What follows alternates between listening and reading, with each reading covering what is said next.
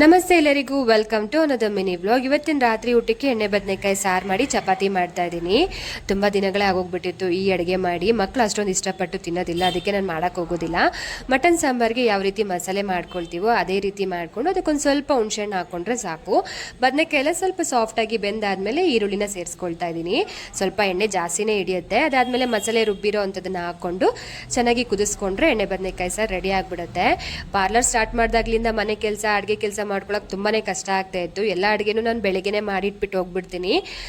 Time ಸಾಕಾಗಲಿಲ್ಲ ಅಂದರೆ ರಾತ್ರಿ ಬಂದು ಏನಾದರೂ ಬೇಕು ಅಂದರೆ ಮಾಡ್ಕೊಳ್ತೀವಿ. ತರಕಾರಿ ಕೂಡ ಅಷ್ಟೇ ತೊಗೊಂಬರೋದಕ್ಕೆಲ್ಲ ಕ್ಲೀನ್ ಮಾಡಿಕೊಂಡು ಫ್ರಿಜ್ಜಲ್ಲಿ ಸ್ಟೋರ್ ಮಾಡ್ಕೊಳ್ಳೋಕ್ಕೆ ಟೈಮ್ ಸಾಕಾಗ್ತಾ ಇದ್ದಿಲ್ಲ. ಪಾರ್ಲರಿಂದ ಬೇಗ ಬಂದರೆ ಮಾತ್ರ ಕೆಲವೊಂದು ಕೆಲಸಗಳನ್ನ ಮಾಡ್ಕೊಳ್ತೀನಿ. ಮನೇಲಿರಬೇಕಾದ್ರೆ ಕೆಲಸಕ್ಕೆ ಹೋಗಬೇಕು ಅಂತ ಅನಿಸುತ್ತೆ, ಕೆಲಸ ಮಾಡ್ತಾ ಇದ್ರೆ ಮನೆ ಕೆಲಸ ಯಾವಾಗ ಮಾಡ್ಕೊಳ್ಳೋದು ಅಂತ ಅನಿಸುತ್ತೆ.